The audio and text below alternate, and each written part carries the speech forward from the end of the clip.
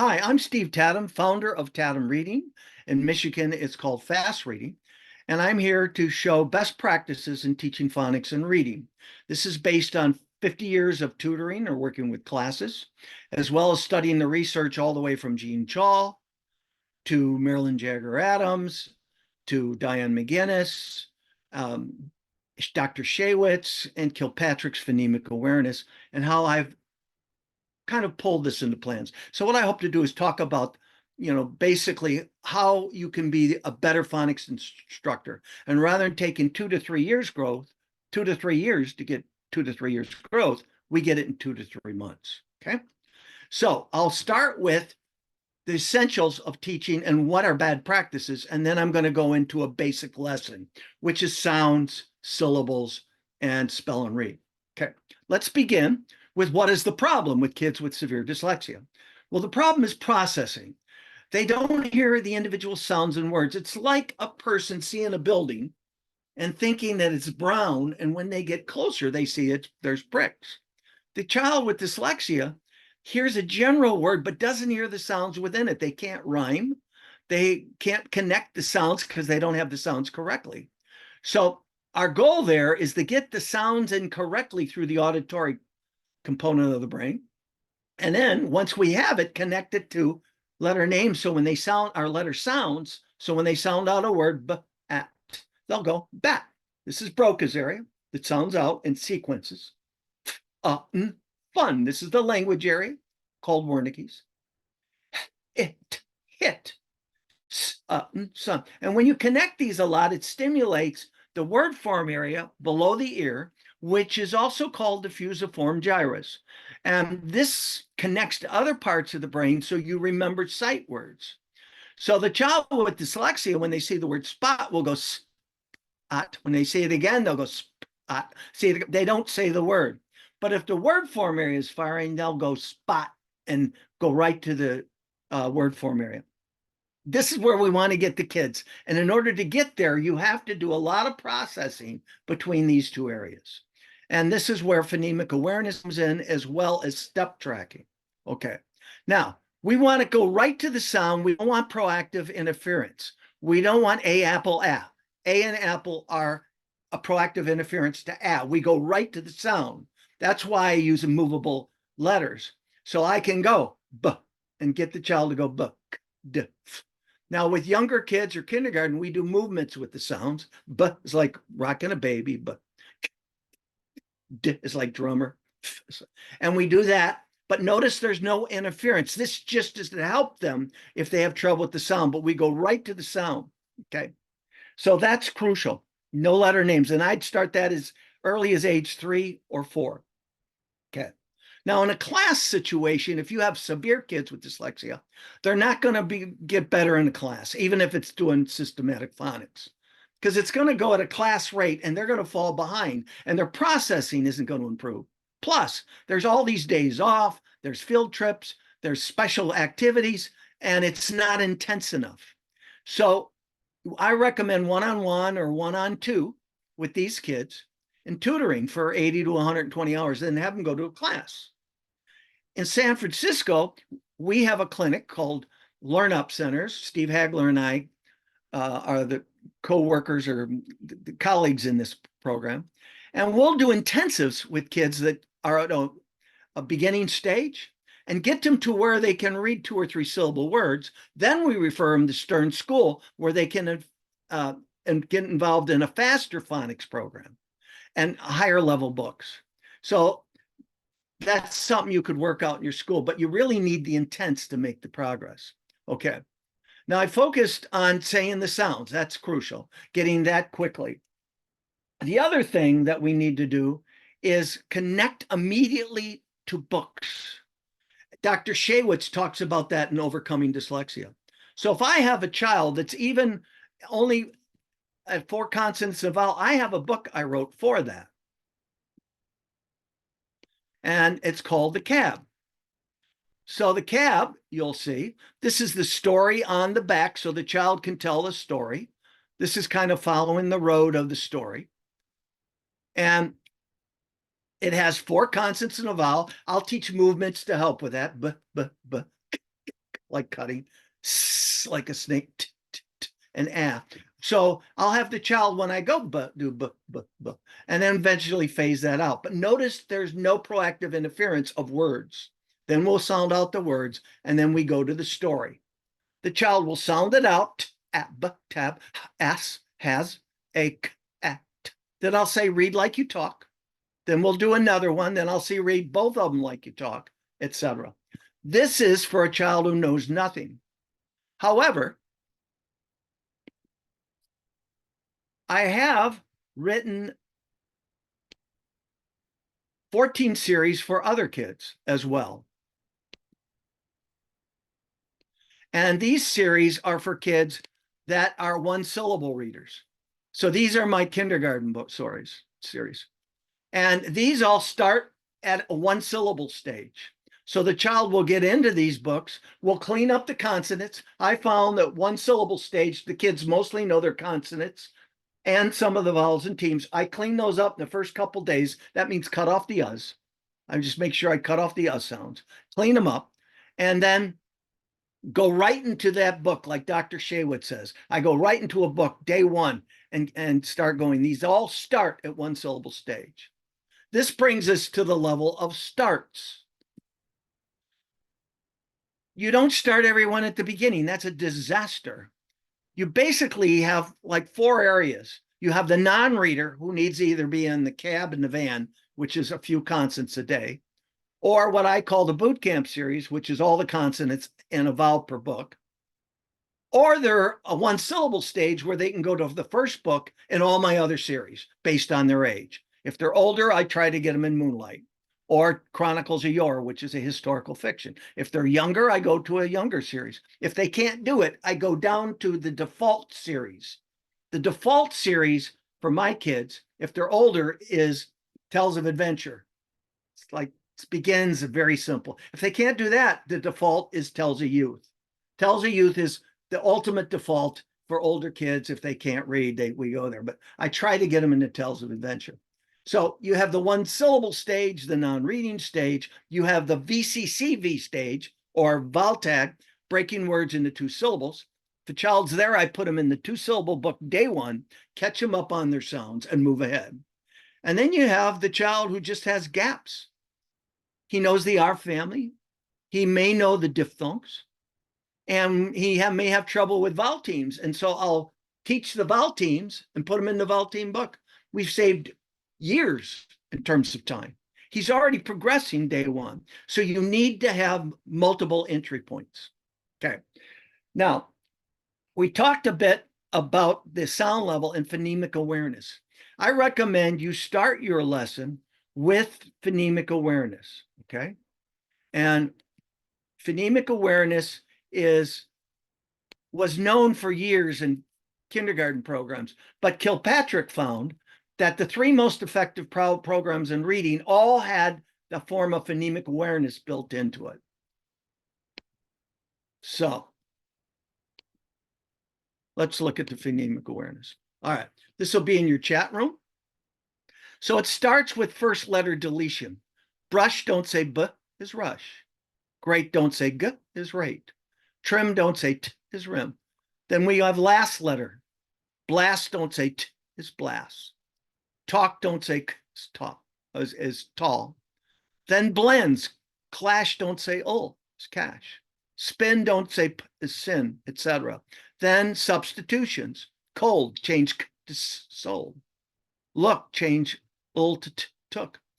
Vowel substitutions. Facts, change a to I, fict. My kids I'm working with, or who are severe dyslexia, can do this. They can do last letter. They're at blends and they're now able to do the front and back. That's just starting. And so we're going to be going into substitutions here pretty quickly. It's just a minute before your lesson. I recommend this for everyone. And you can find this further in Kilpatrick's work. Just go on the internet. This will be in your chat room. Okay. Now, let's go into the actual kind of lesson. And lessons start with sounds. And sounds,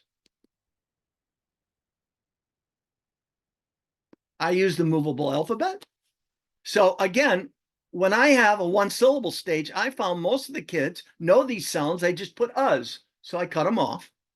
And in the sound stage, I'm working more on problem sounds if they have the rest done. Well, most of the problem sounds are but and duh, and I'll use this to help with that. But duh, make a bed. L, R, and X. L, R, X, and Y are the problem sounds, especially with kids with speech issues. So I clean that up. They often know their teams and some of the short vowels. So I get right on this, and then I put them into the first book of my grade level series. If they're first graders, tells of youth. Third graders, tells of adventure. Junior high, the Moonlight tells. If that's first book's too hard, I move them down. The default older kids series is Tales of Adventure. Third and up. The default first, second grade series is Tales of Youth. Okay. So I'll say the sound and they'll point to it. Say X. That's making the connection here. R, Broca's area is getting fired here. You're getting the auditory context connecting, cortex connecting to Broca's area. S, and they'll go S, they'll go ch. Initially for ch, they'll go this. When they learn the floss rule, or what I call the, well, let's try the floss rule. When you go f, they'll go f, and then they'll say at the end of the word f. So your spellings will increase. So we start with the sounds, slower. Then for reading of sounds, I point, and the goal is to go quicker. So they can go r, s, x, y, z, sh, ch. Because when they go to sound out a word, if they're going b, g, it's going to take forever. We want to make it automatic. That's crucial. So I will, for an advanced technique, time them in 30 seconds and see how many sounds they can do. Now, my guys know all the sounds. So when I time them, I say, go. They're going, j, k, l, r, x, y, sh, ch, it, ow, ow, oi, or, e, a, o, u, e, a, e, I, e, and a, u, e, and I. They'll go very quickly. The most they can do, and these are kids with severe dyslexia, is 40 and 30 seconds. This is an advanced technique, and they are highly motivated to improve the amount they do in that time. So in the sound section, I'm cleaning up the sounds first by saying it, they echo and point, and then I point, pick up the pace, and then I go to the advanced time approach. Okay. Now, the next part of the lesson is actually where you're doing the new concept, and that could be the VCCV rule, could be the floss rule, could be the R family, whatever it is. I'm not going to get into that. Programs have different new concepts. After that is a syllable stage. Now, the syllable stage makes active that phonemic awareness. It's crucial for stimulating these areas. So I have nonsense words listed in my book, and I'll say, like, pull out hist, and they'll go hist. Then I'll say, okay, make it pissed. That's not a good word. Let's try another one. Make it vist. They'll echo the word vist, and then they'll say that this is where the change is. That they just push it up. That v is going there. Ist. Vist. All right. Vest. They'll go vest. Est. Notice I keep pointing. This is helping their segmenting abilities. I to vest. Make it chest. Ch. Est. V to ch. Chest. Okay. Now, when I start a child, they can't go to this right away, so I scaffold. So initially we do it together. So if I say zest, I'll say with me, zest. What's going to go here? Yeah. Z, est. Okay. Ch to zest. So we'll start, and then I'll have them add pieces. All right, I want you to echo the word by yourself and echo at the end. Make it zist.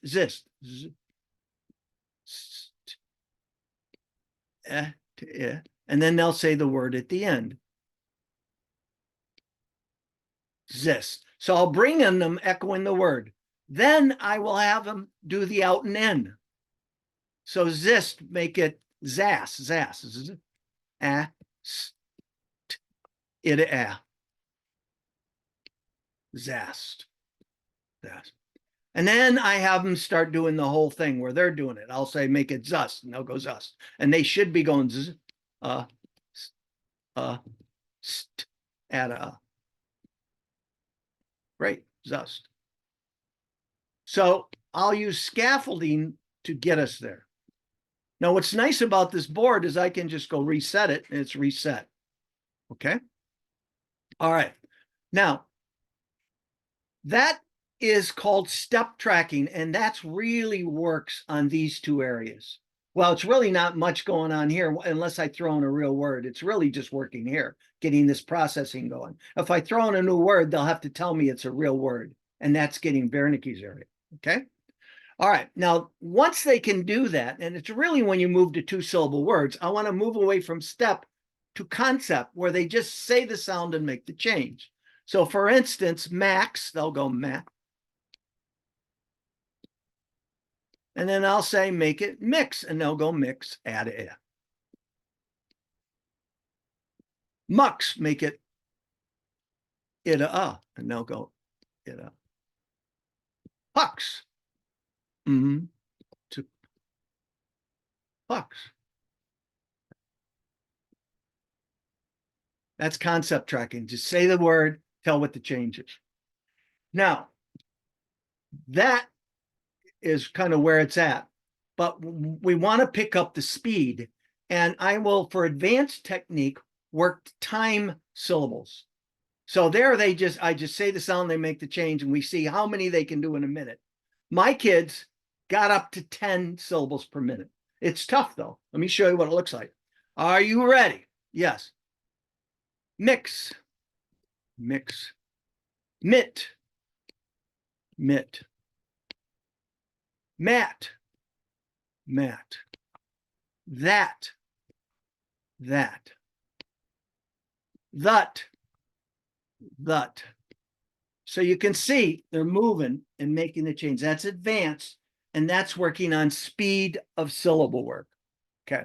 So this is the auditory component that's getting these two to work well together. The auditory cortex down here, it's part of the temporal lobe, getting that and Broca's to work well.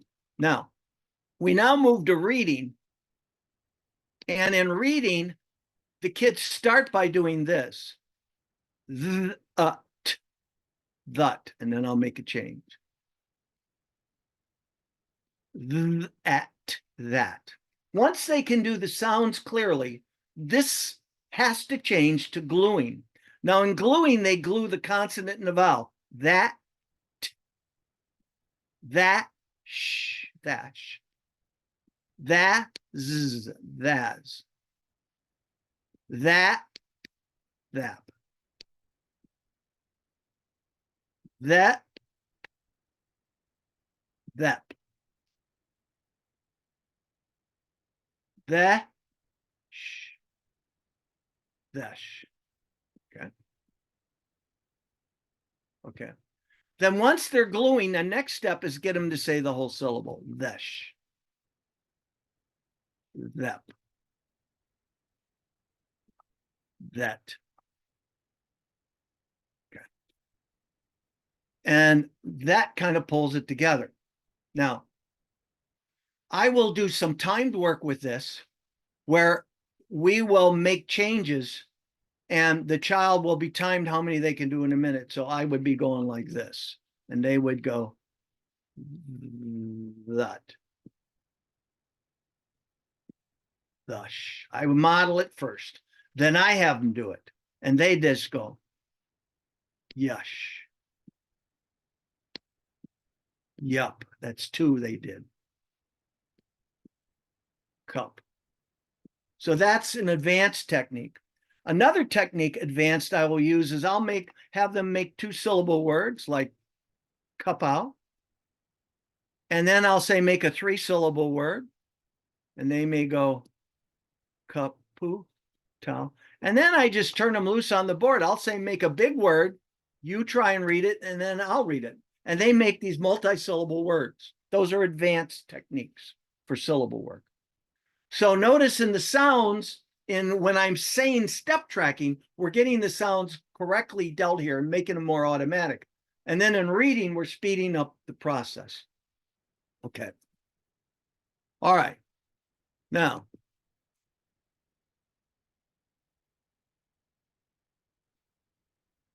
let's move with spelling. Basically at the beginning stage, I'll give a word like fast, and they just say the sound fast, fast, just like step tracking, fast, rut, just like step tracking. And when they're at multi-syllable stage, I have them spell in syllables.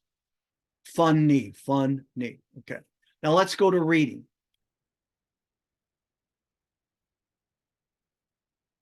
I'm going to do The Fog, which is the first book of my fifth to eighth grade series. Okay. And it's mostly one syllable words. But it's not like Biff and Tiff on the Hill. It's a story that the kids can get into. So notice I have the words here. I have suffixes and phrases. And so we'll alternate reading the word. They might go thick. I'll go bull-ack, and they'll go black. They'll go lost, and I might go grass. And I'll say, why did I do grass like that? And they'll say, because you can read it. Yeah, if you read it, don't sound it out. Kids don't know that. Now, we'll do the words before we go into the reading. Now, if the child has trouble with a few words, let's say these three, I will then say the word, and then they'll read it. Truck, they'll go truck. Sled, they'll go sled. Stuck, they'll go stuck. Point to the word which is a large vehicle that carries things, truck.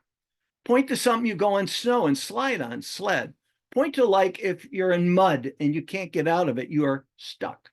That's called the four-step method. You read it, you say the sound, you give a definition, and randomly point. Okay. We then go to the most powerful technique, which is pressure release. Now, initially, I might swing below, but later on, I'll have the kid take over with a finger below or a pencil below or a business card, whatever works. But they'll go like this. It's called the 2-2-2 drill.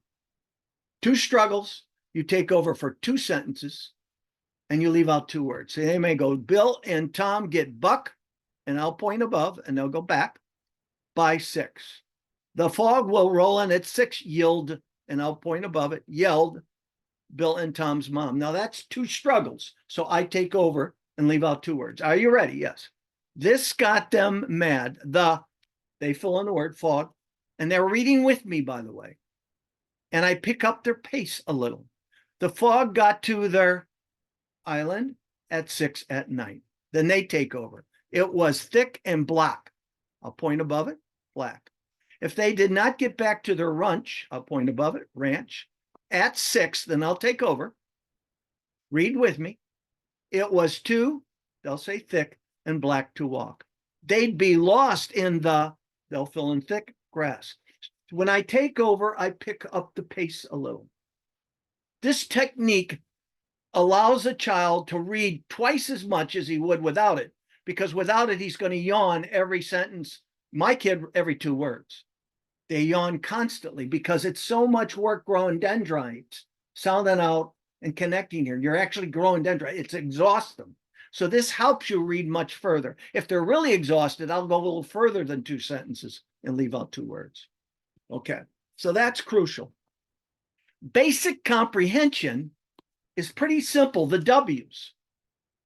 So I want to start with the who, and I merge it with the action. It's the kernel. Who or what did what. Okay, so Bill and Tom is the who, and they're obviously going somewhere so Bill and Tom are going somewhere. Okay, then we go to the where. We're not sure yet, but the time is 6 o'clock. They need to be back. Then we'll read further. Oh, we now know it's an island. So Bill and Tom looks like they're going into the fog on an island at 6. So the who or what did what, where, and when. Now, what's important about these, you can point to them. So I can point to what time? 6. Where are they going? Well, they're going in the fog at the island. Okay. Again, at 6 at night.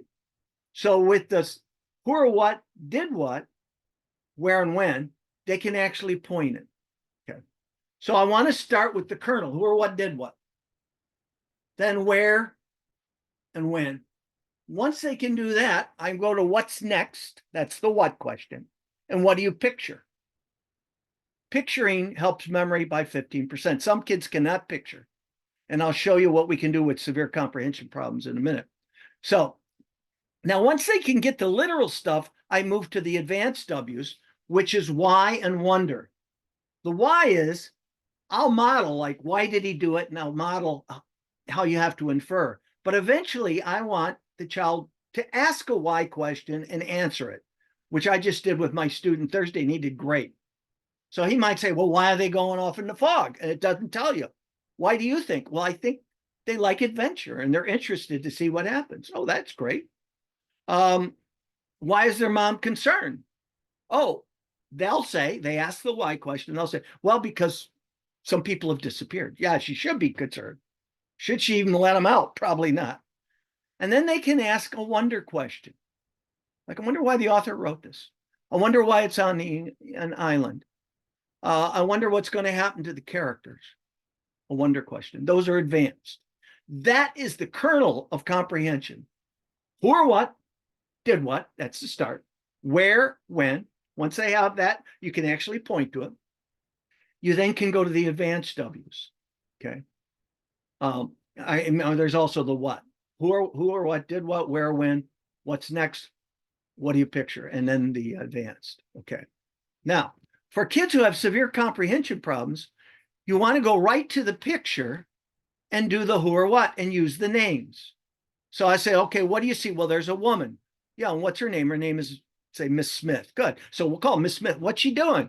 She's yelling. Who's she yelling at? The boys. Where are the boys at? They're in grasslands. Why do you think she's yelling? Don't know.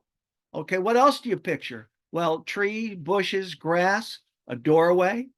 Good. I picture the boys. Yeah, the boys are Tom and Tim. You're going to see them, and they're walking in the grass. Guess where they're walking into? A fog, which you can't see yet. Okay.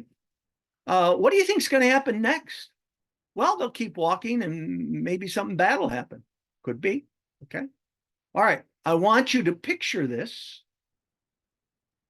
in your mind. Close your eyes and describe it as best you can. If you have trouble, open, take another picture, then close and try to describe it. Okay. So I'll do the picture for comprehension problem, kids. And then I go to the vocab, 4-step method with any problems, and then go into the reading, asking the W's. That is for the comprehension. Advanced comprehension, which I call story structure, is, or the gist, is who or what, no, pardon me, somebody somewhere did something because. Somebody somewhere did something because. So this is moving to advanced story structure, or the elements of fiction. That's the basic.